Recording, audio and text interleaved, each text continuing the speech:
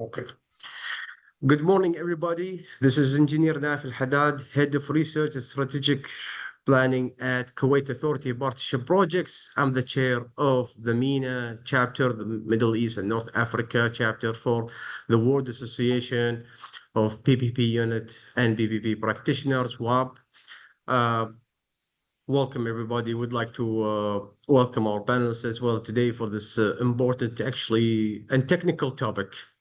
Mostly technical, contractual, full of legal and financial obligations. We're talking about like material deviations in PPP tenders and procurement. I'd like to welcome today's panelists. I'm gonna put them up on the screen. I have Engineer Omar Mahmoud, Engineer Amr Shairi, and Engineer Shashank Rath, all full of engineers. We're gonna be going at all the kind of technicals and angles as well. I would like to welcome everybody who's joining us from WAB and across beyond WAB. I want to say like good morning, good afternoon, and good evening to everybody who's watching us. Let me present to you my panelists. You're gonna share the screen here. Just give me 1 second to give a brief or who's our speakers today. Just give me 1 second.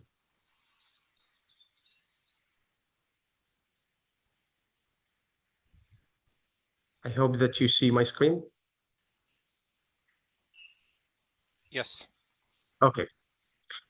So today's webinar, we're going to talk about like what is material deviation, how it could be qualified as to be material, what is the public perception policies regarding material deviations, what cases constitute the need for the private sector to place such material deviations during the PPP projects, tendering procurement, what is the possible risk that we're dealing in such kind of deviations and how to cure it. We have Engineer Amr Shairi, Associate Director for Alhambra Advisors, Engineer Omar Mahmoud, Director at Paxson, and Engineer Shashank Rath, Chief Strategy Investment Officer at Lamar Holding. This event is going to take place for 1 hour. We're going to leave the last 10 to 15 minutes for answering Q&As. Please, there is a box for Q&As. Put your answers there. If you want to address it to everybody, to somebody specific, do so. So in presentation, Engineer Amr Shairi, I'm going to in alphabetical order. He's Associate Director at Alhambra Advisors. He's based in the Middle East. He has a master's civil engineering, 10 years of experience in consulting industry. He's been working in the PPP across at Alhambra, dealing with a lot of several PPP projects right now, currently, or recently. 6 of these projects are with the NCB, the National Center of Privatization, Saudi Arabia. And with the sectors such as maritime, aviation, transportation, airlines, public transport, and social infrastructure. And beside that, he has extensive work in strategy, business planning, development, regulatory framework, PMOs, as well as advising governmental private sector in the region. Engineer Amr, it's my pleasure to have you on board. Thanks a lot, Naif. Very happy to be here. Director at Paxson, we're like, he exceeds me in seniority as well. He has more than 25 years experience in full cycle of infrastructure projects. He has a bachelor's degree in mechanical engineering, MBA in finance. He's giving him enough stringent technical delivery with commercial strategy throughout his career. He held senior leadership roles in both public and private sectors in KPMG, BWC across Australia, Saudi Arabia, and the UAE. So we talk about like vast coverage of geographical coverage of knowledge and expertise. And he has worked as well with the Victorian government under the Partnership Victoria.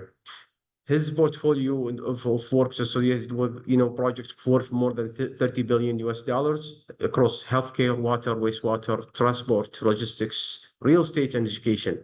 Engineer Omar, welcome on board. Thank you. The pleasure is mine. Thank you. Engineer Shashank Rath, Chief Strategy Investment Officer at Lamar Holding. He is currently the Chief Strategy Investment Officer at Lamar Holding, driving strategic investment and development across multiple sectors. Prior to Lamar Holding, Engineer Shashank was as a partner at Synergy Consulting, where he led the firm's social infrastructure and transport verticals. He has advised on infrastructure transactions in several countries, Asia, Africa, and Europe over the last 2 decades. He has worked with complex PPP and BOT transactions across many sectors. We talk about like housing, healthcare, industrial, and manufacturing, aviation, transport, and logistics. And he has closed multi-billion-dollar projects across the region. Welcome, Engineer Shashank. Thank you so much, and look forward to the discussion. So today we're going to talk about, and you could, of course, unmute you. Let's have this as more of, I would say, coffee talk, than like, having like this. So we're gonna be going at it. Now we're gonna talk about like material deviations. I have a little presentation I made just to like incite, like the discussion conversation. When we say what is material deviation, so I, as like, working in research, I went around and asking around what is material deviations, what is the actual, if there is any definite term and terminology for material deviation. So I went to multiple, I would say, highest position and ranking resources across the globe in practice to see what is material deviations. Let me take you to the first one. So in PPP tendering practice at UNDP, what do they define as, material deviation? This is across like, their policies and procedures. So material deviations is defined as any content of characteristics of the offer that is significantly, and this is in quotations, yeah, different from an essential aspect or requirement of the ITB, RFP, and substantially alters the scope and quality of the requirements, limits the rights of UNDP and or the obligations of the offerer, and adversely impacts the fairness of the end principles. Let's take a minute here. What do you guys think? There is any agreement? This is something that comes across to you as a good interpretation of what is a material deviation. I have two more coming into like to look into like. Well, thank you. If you allow me to start, I agree with the definition.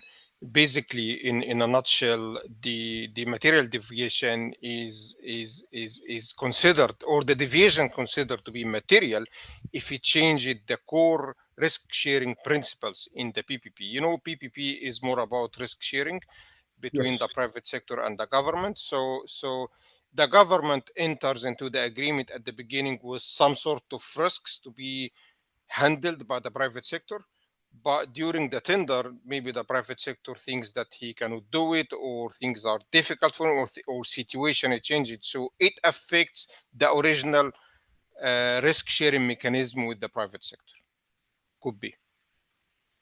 Shashank, Amr, do you guys have any comment on this definition? Because we're coming just two more, so we could at least comment to see like how it's being defined.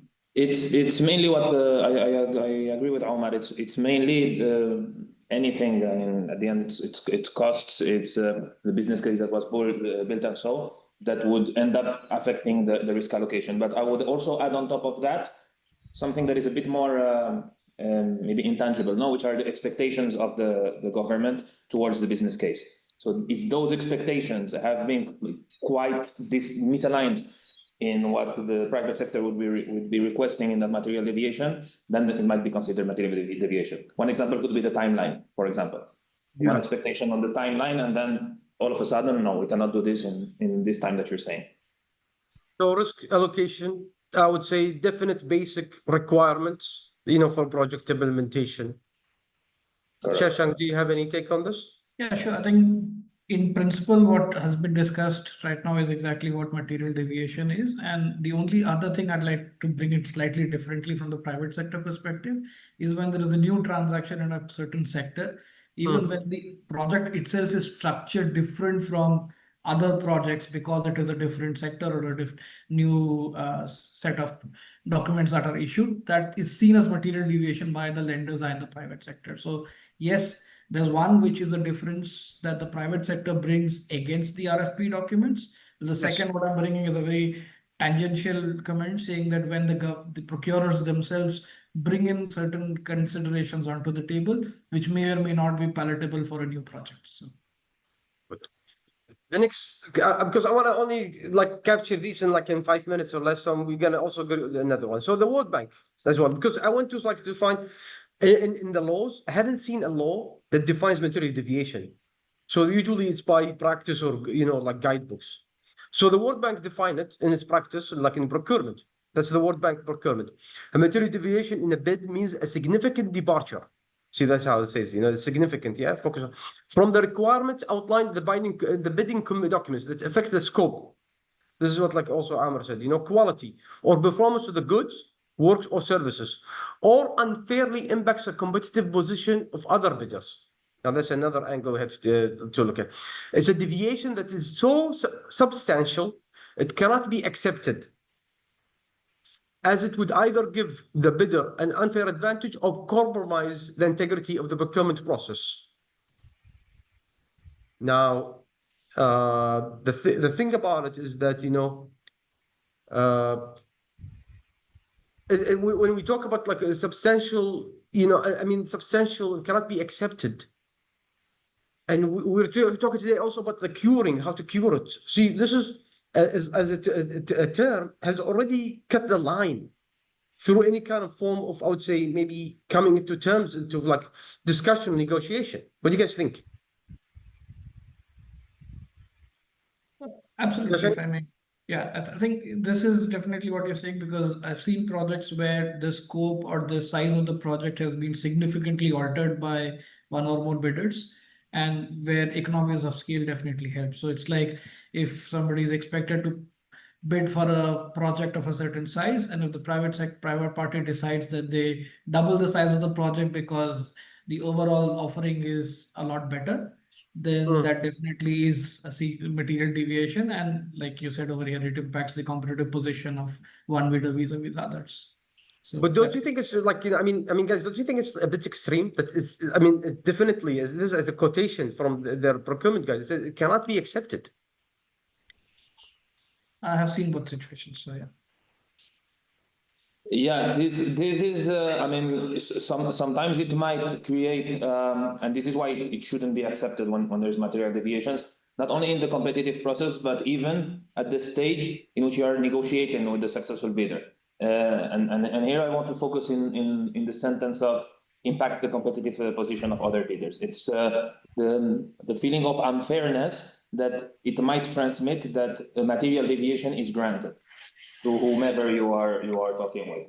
So in any case, it needs to be linked with a lot of transparency to the process. But if I am a PPP unit and I receive such a kind of bid and I need the project, if I put such a kind of wording, extreme wording, it will be with me in trouble. That's what, like, that's where we're coming. I agree with you, Naif, because I did work with the government before. So typically the PPP, during the bid, you define the output specification. You define what is required for, let's say, for a school, right? You say like you have a school, the school should accommodate 200 students. Each class has ABC, blah, blah. You define the output specification, right? Yes.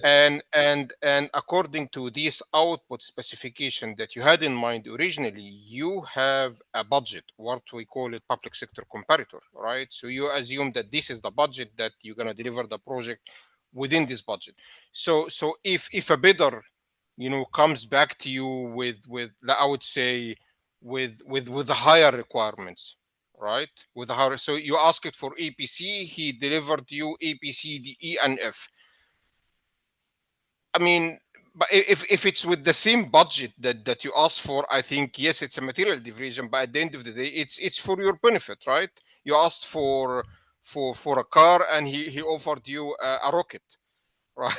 Right. But if the price is higher, like, I mean, he doubled the price or he tripled the price, I think it's not a wise from him to do this, because he knows that he's gonna be disqualified. He offering some stuff which is unnecessary Yeah. to the public sector. Yeah. If I may comment on this, this is very interesting, Omar. But wouldn't you say that the other bidders needed to also be given the chance of knowing that they could have offered a rocket, because the RFP only stated the car? So, But I mean, the government asked for the car, right? The government, if the government wants the rocket, the government will ask for the rocket from the beginning. Why the government ask for a rocket, or like, I mean, the government asked for a car for a reason. Correct.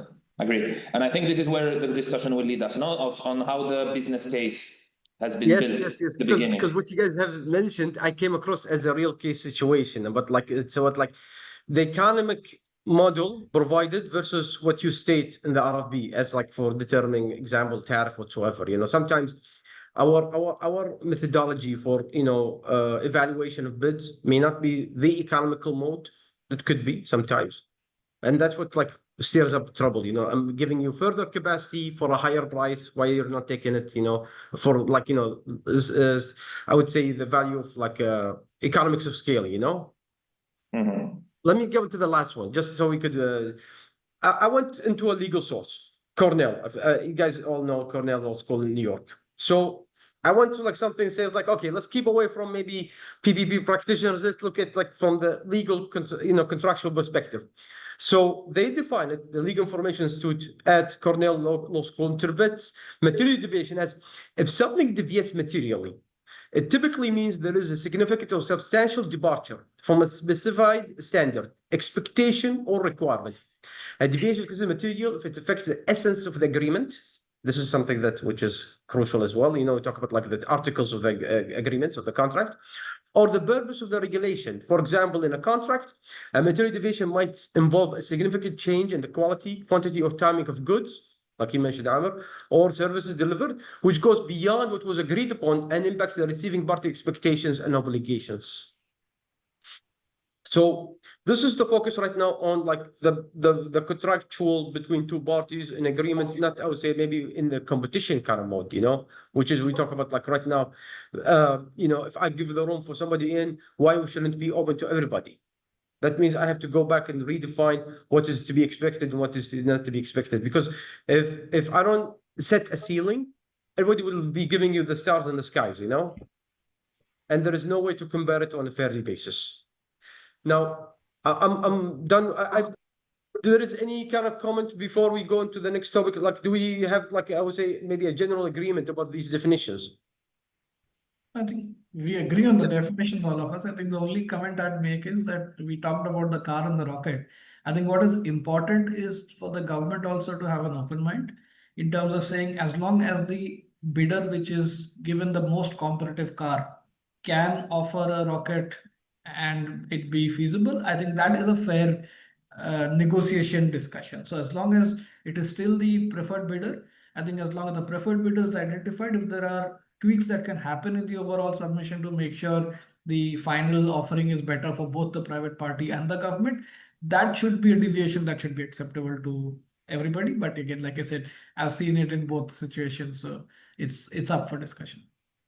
Okay, I'm gonna put like the heat right now on Amr and Omar because they advise the public sector, So I'm not gonna talk on behalf of the public sector. I'm trying to put on the hat of WAB, but you guys have been advising public sector, PPP units and other agencies related to doing, POT or PPP framework, other kind of forms that falls within PPPs.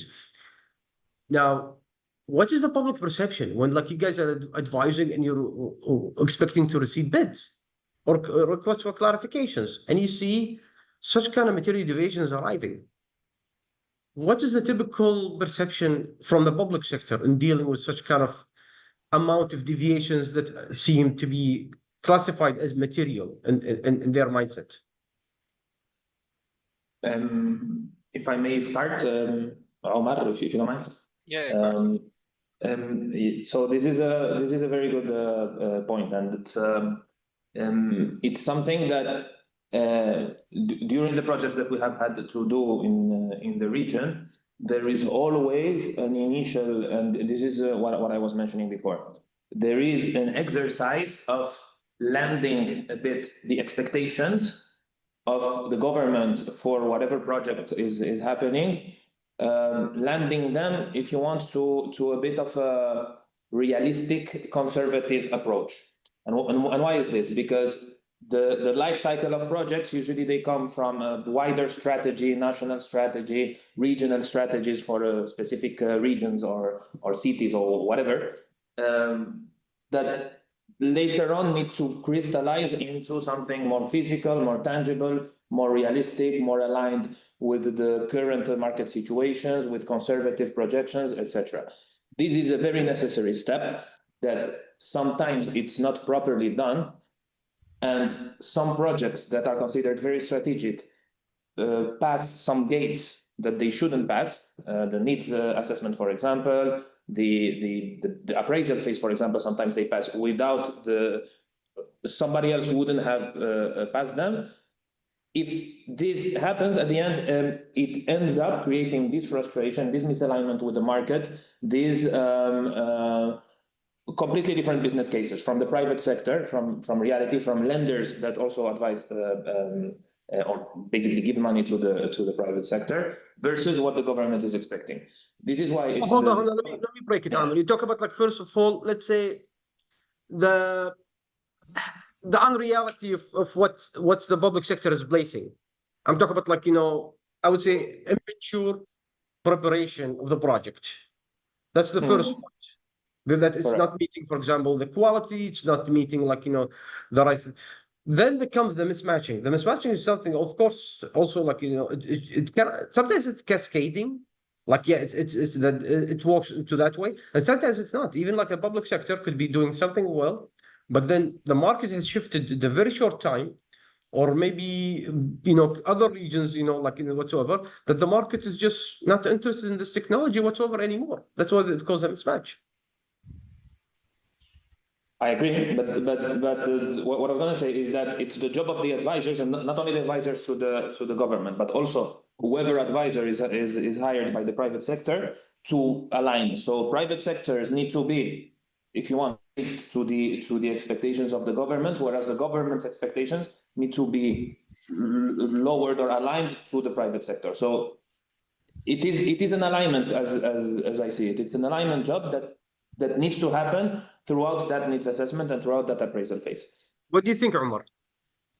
So having worked in the government side, right, and working on the advisory side in Australia and in the Middle East. So I would like, as you said, Naif, like, I would like to break it down to bits and pieces, right? So the first one is that, as you said, that if there is unclear requirement from the government, right? So if the government asks for something which cannot be done in the market, and this thing, in my opinion, can be triggered or can be later on rectified by when you issue the RFP or the RFQ, you have a period for the bidders to submit questions, clarifications. Sometimes in Australia, we have what we call the bidders meeting. So every couple of weeks, we have a meeting. We discuss, the outcome. We discuss the technology. We discuss many things. So if the government found that, let's say I have 3 bidders, and the 3 bidders at the same time says what I'm doing is wrong, so yes, what I'm doing is wrong,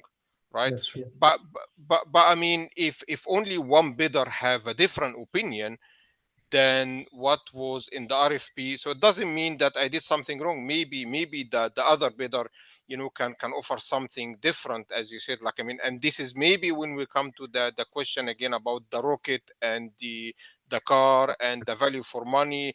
What was the original requirement, and if you can deliver more above, let's say if I asked for a school 200 students, and then he said, look, I will do 300 students, but with a less cost, or like efficiency, economic of scale.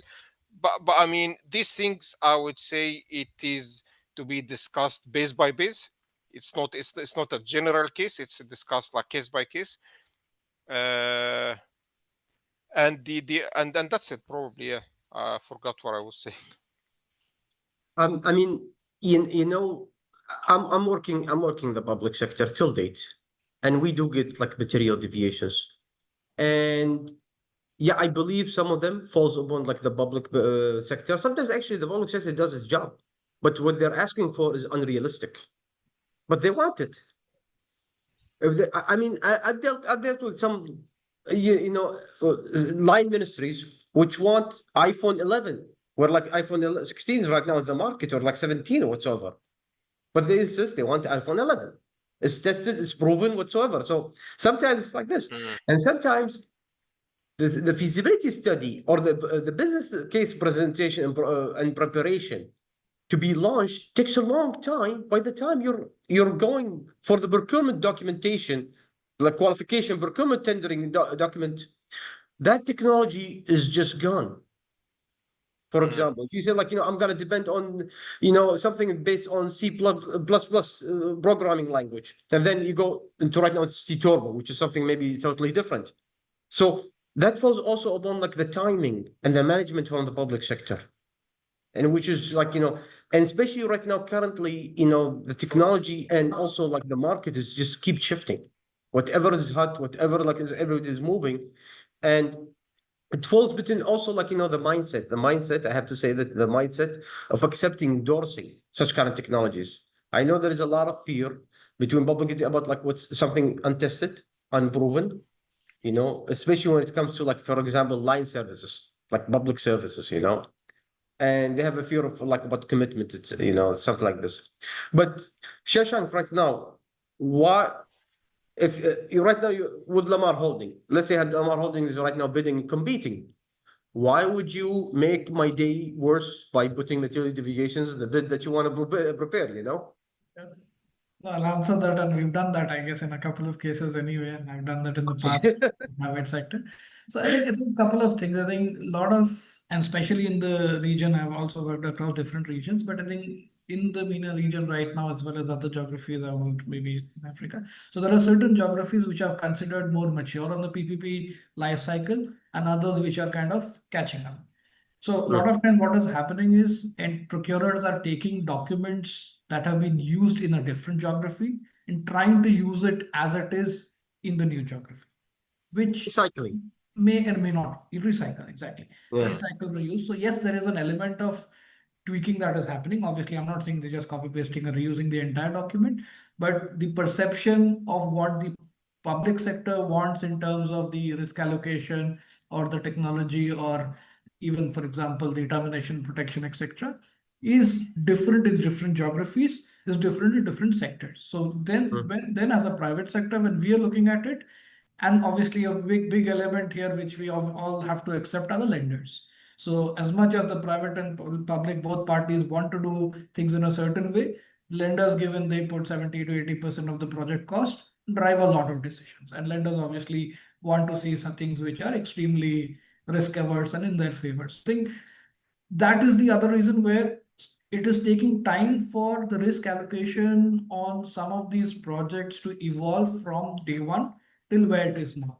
So for the first project, everybody is very reluctant to accept what would be what the procurers have put in. For example, I'll give a very small example, is in terms of the currency protections. So the utility projects in the region and in most regions have a currency protection, which is always there. I've seen very few geographies where a power or a water project doesn't have foreign exchange protection. But when you talk of schools, hospitals, etc., now I've never understood that, but procurers believed at least that it doesn't need international financing. So for that to work out, then it's gone through a sequence of back and forth where some of those projects have then seen those aspects come in. And how did they come in? It's with the material deviations and the markups that were put in by private sector. Now, obviously, if somebody did not do it at all, maybe they have been awarded the project, etc. But I think procurers are also mindful of looking at the bids and then deciding what changes to make in future projects. So it's a little bit of, I would say, learning from both sides, or include the lenders, all three sides, where the entire risk allocation, the entire project structure is evolving over time. And these deviations are actually also positive contribution to some of them. So not all material deviations are bad. Obviously, I look at it now when I'm sitting from private sector side. So that's not only actually it helps improve. And like when you talk about like other agencies like PPP units or like line ministries reusing such kind of thing, it's a two-case scenario or like two-case status where bidders would come and say they're doing it in country X, why are you not doing it? Somebody would say like this is not the best business practice. It's happening in country XXX. Why are not following trend? And when you follow trend, it's either maybe a conflict of different laws regulation, untested maybe new practice, because people usually don't like change. People are very comfortable, familiar with like, the documents they have reviewed and prepared, etc. Different regulation, different perspective, etc. Some country may be very open-minded about like, foreign investment and doing PPPs. Others still learning the ropes, still moderate about this. And so, the documentation, if it just reused and recycled, I mean, there is a lot of risk. I know it could be endorsed some place to place, but sometimes people come say like, okay, I mean, see, behind the scenes in PPPs, there is always this kitchen working, like the back office. There's a lot of things that you don't know about, like happening in deals, which is just on the case when making announcements. You don't know the status. You don't know like what went on, what was being offered or like being circulated. There's always this confidentiality. So you don't know what in what went out. Now, if I want to involve everybody in this, especially assessing the risks. When you talk about like the risk of like dealing such a kind of thing, one of the things actually maybe like we'd like to talk about, like which I faced in material deviations personally, is the material deviation in complying and delivering the bid itself. I seen cases where like the bid itself in compliance to the ITB, it wasn't submitted as is it should be. Imagine in a very adverse way. So imagine somebody who hasn't even like, I mean, like their bid wasn't even reviewed because it was just a very stray away from what was the ITB requirement to submit a bid. That's one of the things. But right now, when let's say I'm behind timeline and I remember in one of the projects, a total of almost 800 deviations we have received. A mix between material and regular deviations. How we should be, I mean, like there is risk associated, delays, and also like how to treat it. What do you think, like I would say, assess from your perspective in working in PPPs, advising both sectors, public and private, in dealing with the matter? I mean, as a strategy. Omar? So if you ask me, I would like to share something the Victorian government did a few years ago. You want to start sharing yourself from your side? Sorry? You want to share from your side the presentation or something? Yep. Yeah. Okay. Go ahead, please.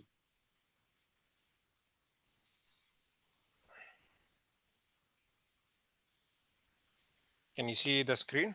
Yes. So you're talking about the material deviations and the numbers that you have mentioned, the 800 the 800 items, right? So I would like to highlight what the Victorian government did a few years ago, and this information is available online. So basically, a few years ago, the Victorian government used to receive this kind of material deviation during the RFP. Some of them is as you said is basic, right? So some basic risk allocation, compliance, blah blah blah, all these things, and some of them related to the technicality, specific to the project. So it's a bit mixed. So what they have done, they have prepared what's is called template for the project agreement. So this is the template. And this template, basically, they have two templates. One template is for social infrastructure, and the other template is for roads and the transport to project, linear projects, right? So this the information is available online. And before putting this standard template or a standard contract to the market, they have asked probably the majority of the lawyers in Melbourne at that time, the financial advisors, the technical advisors, the majority of the bidders or the developers in the market. So they asked them about their opinion, their feedback, and so on. And once they collected all this become what you call it the standard contract, right? So when I issue a bid in the future, I mean, don't come to me and argue with me about the how to do a financial model, or what is the risk allocation during construction, or this, like, I mean, these things is done, is completed, done and dusted.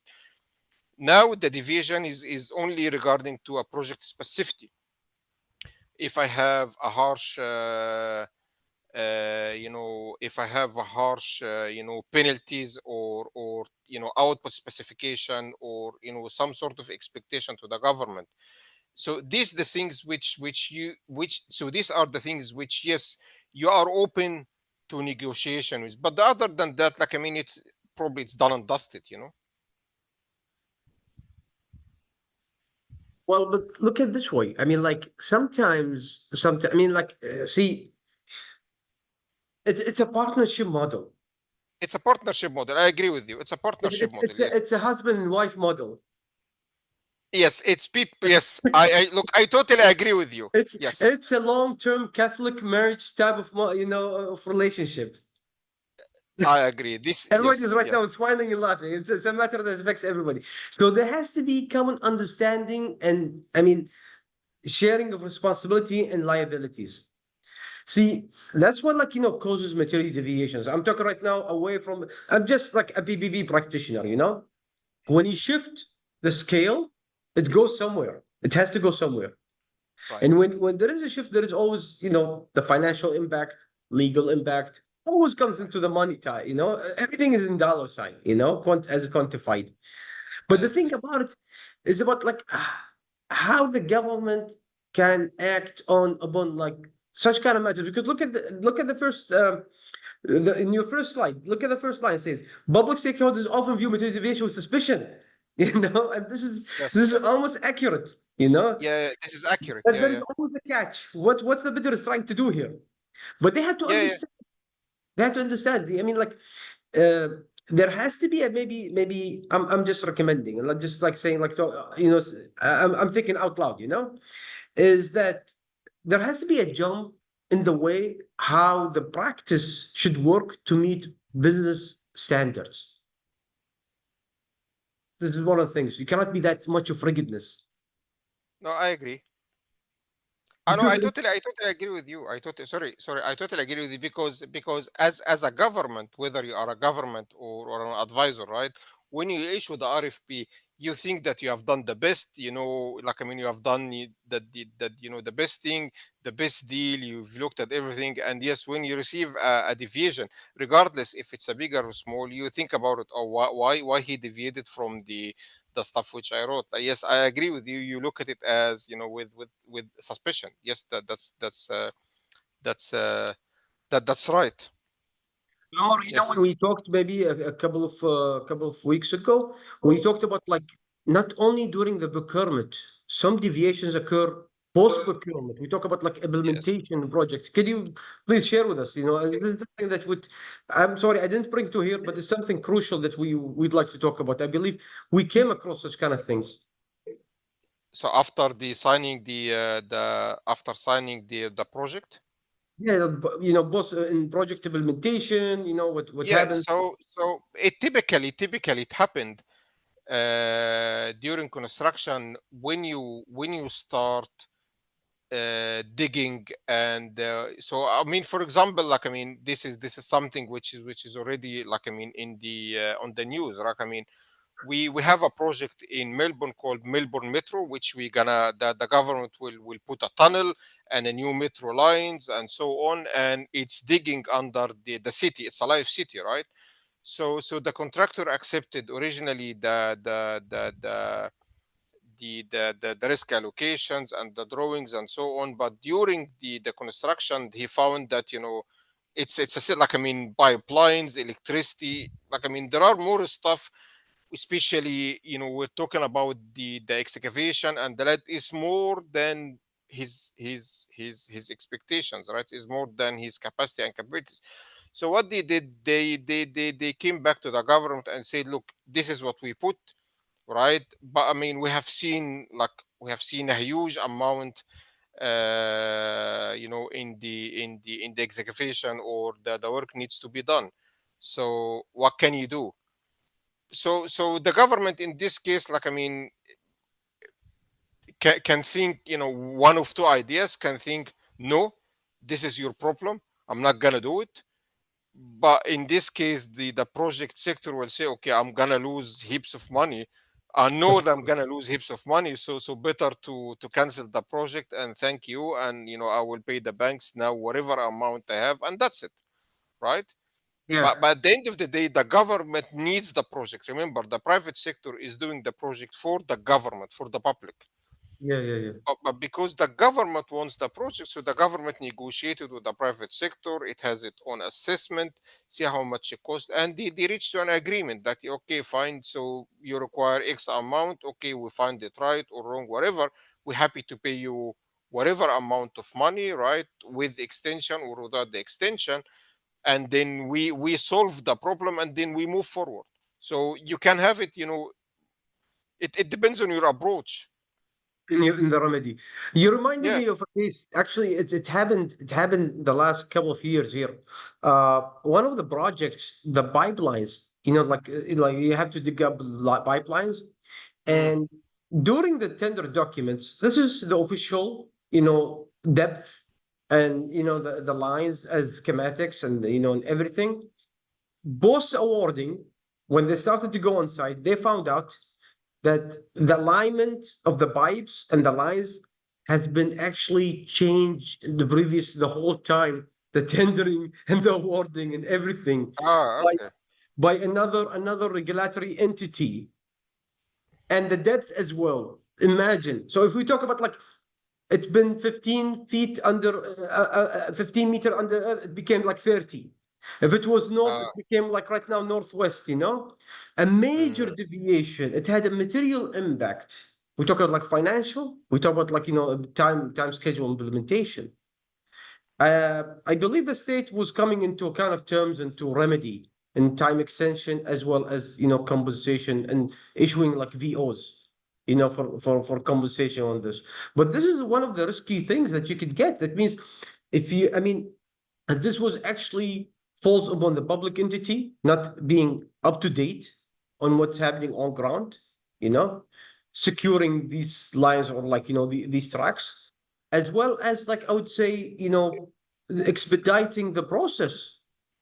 If it didn't take that long, things wouldn't have made such a kind of thing. It wouldn't have cost the state as well. But Yeah. this is one of the things that I see that, yeah, I mean, like, this is. Amir, you want to say something?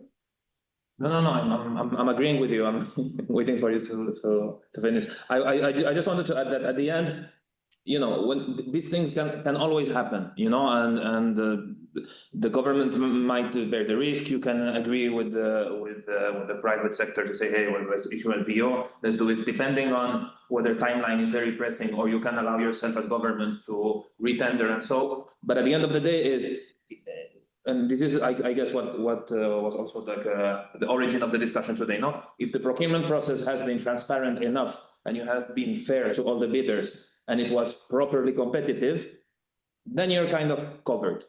You see, you have done things properly, and some things might happen that are out of your hands, but you have been fair to everyone. It's always a risk. I mean, it's always, even in the best, most prepared things could, come with this.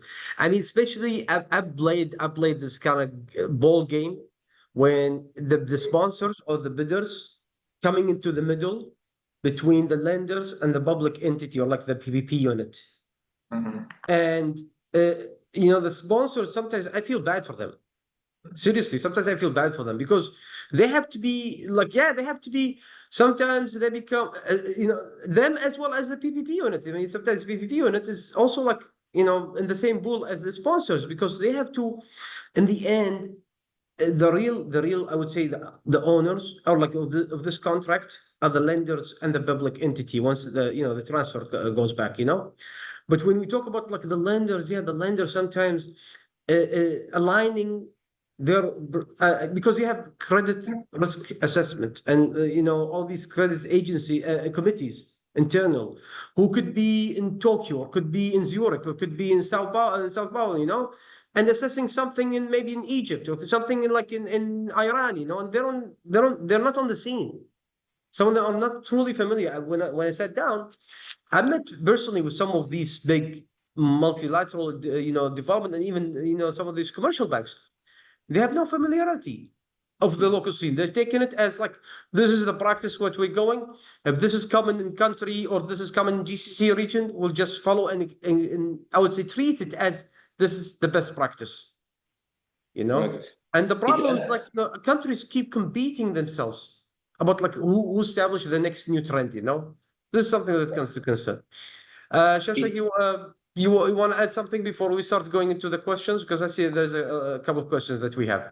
Yeah, no, I agree with you. And I think one element which we're not discussing also the advisors, because the local familiarity and understanding of the nuances is something which even the advisors need to have. So I've been, like I said, wearing that hat for a long time. So I think all of us saying more or less the same thing, that deviations are helpful in a lot of cases, but it's a gray area. I think that's where flexibility is important, and that's where I would say an element of trust is important. Just I'll pick up on something you asked earlier. Is I've seen that in a few bids, where the procurers, what they do is they ask for the technical submission earlier and go through the whole thing and get a final agreed position of the concession agreement, and then say this is the position. There are no further markups allowed on that at all. So yes, that reduces some level of flexibility, but given that the final version of the agreement already includes comment from 3, 4, 5, whatever number of bidders, and it's kind of sets the level playing field. So that's one mechanism that helps. It takes longer because there's a lot more consultation with multiple bidders at a pre-bid stage, but it still gets to an agreement which at least the bidders also understand is unlikely to change a lot. And then every lender is reacting to that document, the government is reacting to the document. So automatically the element of changes post submission go down. So that's a mechanism which I've seen in a few places. But like I said, it takes a lot longer and much more engagement at a pre-bid stage, so possibly why it's not being used very commonly. Usually, thank you, Shashank. Usually, sometimes when I look at such kind of deviations, I look at it also like as an opportunity for the public sector to improve its practice, to take it like with as a constructive criticism. Sometimes, like yes, there is something faulty at their side, and sometimes actually maybe it's not like the best the best timing to tender a project. Maybe there is a lot of issues, for example, uh, change in policies, change in financing market trends right now. So not always to take it as a bad sign that this project is not going to come across. Uh, Omar, you want to just end the presentation from your side if you have anything, so we could just move to you're done No, from I your side think here? we covered the questions. So basically the presentation was to talk about the questions, but if we ask the questions during Yeah, we're the gonna discussion. answer the questions right now. Okay, if Yeah. you do you mind terminating the Okay, sharing of your screen, please? sure. Okay. So, okay. Ihab Umar asking, and this is a question for all you guys. Maybe somebody want to answer. How would the evaluation committee manage material deviations, specifically if all bidders have material deviations? So Anybody I want to can answer? I can ask about this one. So basically when we receive the bids, right? The idea is that we should put a dollar sign next to each deviation. So for example, Mhm. if you have let's say if I'm asking for EPC and you offered me something different, so in order for me the government to bring it back to the EPC rack, how much should I spend, or how much should I put from your pocket? So each deviation should at least should have a dollar sign, or if it's a legally changed, like it might require changing the government position. So at the end of the day, when we evaluating the bids, we should have the bids which have the less dollar sign effect on the government side. Does it make sense? No, it makes sense, but I think the question mainly if you have everybody have material deviations, what would you do? So you So have like I three, put four bids? yeah, I put a dollar sign to each one of them. Yes, I assess each one of them. Yes, if I have four bids, I assess the four bids. Yes. And if I may add here, I think also the government entity needs to have the enough open mindset to, if there are many material deviations from everyone, it might mean that you haven't done your job properly, and it might mean that there is something that you have missed, either in like I was saying before, the needs assessment or the market sounding, you haven't done it properly, or you haven't given enough flexibility, or you have misaligned completely your assumptions. Therefore, maybe the most sensible thing to do would be to retender. that door needs to be always existing in Yeah. case. The next question we'd like to answer, Jinan Ghosh is asking, I don't know if anybody wants to answer this. Do some public authorities intentionally allow room for material deviations to gain flexibility? I cannot answer this. It's a conflict of interest to Public answer. Public private interest. sector, so I don't know. See, I think it happens. So there is a case of certain places where alternate bids are explicitly allowed. Yes. So it's very clear saying your base bid will be evaluated, but then the alternate bids can be considered for the shortlisted bidders. So I've seen that happen, and there is practicality to to that situation where no, it's not controversial. Actually, I see the pop up there, but it's reality saying that there is an element of, like I said, learning for both parties. So as long as the base bids are evaluated based on the metrics that is in the RFP document, and then you can always pick it up with the shortlisted bidders and look at their alternate bids. So that is, I've seen that happen. I cannot confirm or deny Shashak's comment.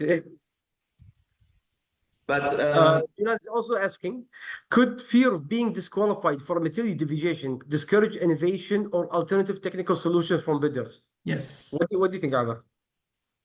I do, yeah, I agree this, and this is why the RFP or ITB, I mean, it needs to be written in a certain way as to give this some sort of flexibility. One thing that I've seen in, unfortunately, not too many tenders, and that I believe it's a very good idea if time is on our side, in the government side in this case, is giving some time right after issuing the RFP for the bidders to propose anything they want, to propose any modification to the RFP. Okay, you talk about like two-stage tendering.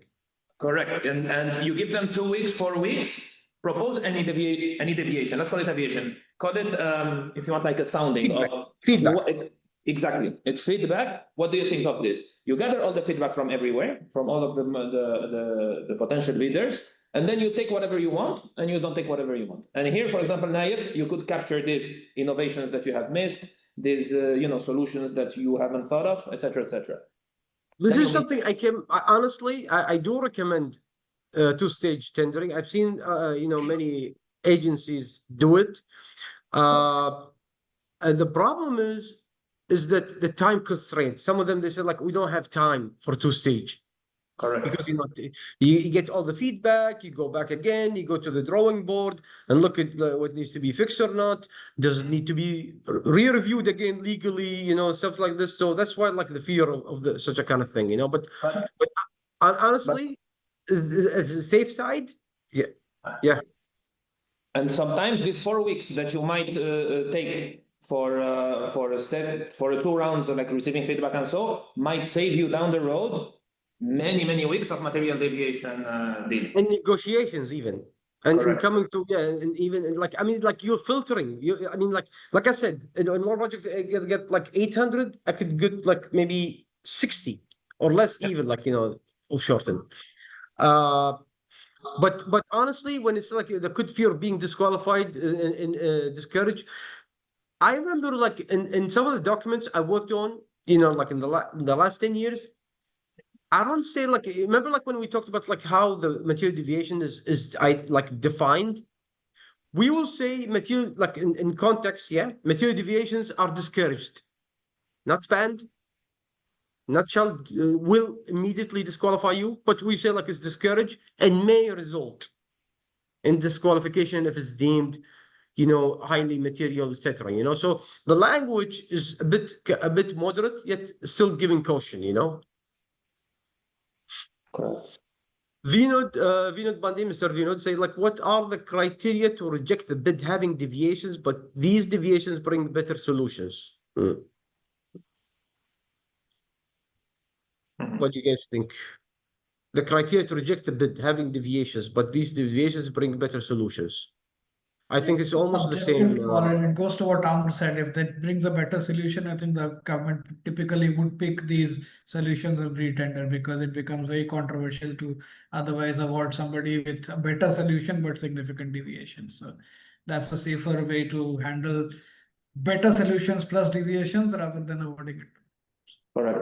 Because Naif, like you said, at the end, this is a 30 years relationship that you're going to enter into. So a couple of more months of tendering, it's going to be good for you and good for the government. Yeah. I'm coming to the last one because we gotta close in a minute or two. Ihab Umar is asking again, how would you normalize various offers with material deviations other than request the bidders to comply with ITB requirements strictly? I mean, like, okay, so you tell them either go strict to this, how would you treat it? I have also like a response to that, but maybe give you guys room to also to toss in your mind. Umar? I probably covered this one. So to normalize the bids that when you have two bids coming from the bidders, right? You need to bring the original scope as per the RFP that you issued. So Yes. any changes will have a dollar sign. So you need to do this exercise. So the government and with the advisors needs to do this exercise. So at the end of the day, for example, if your original budget, I don't know, I will make it up, let's say $1 million, right? And the bidder A offers you something with 600 and bidder B offers you something with 700. So Yes. so in this case, to bring it to the $1 million, you need to spend 400 here and you need to spend 300 there. Like, I mean, this is like, I mean, very, very simple situation, I had a case for Ihab as well, when he's asking.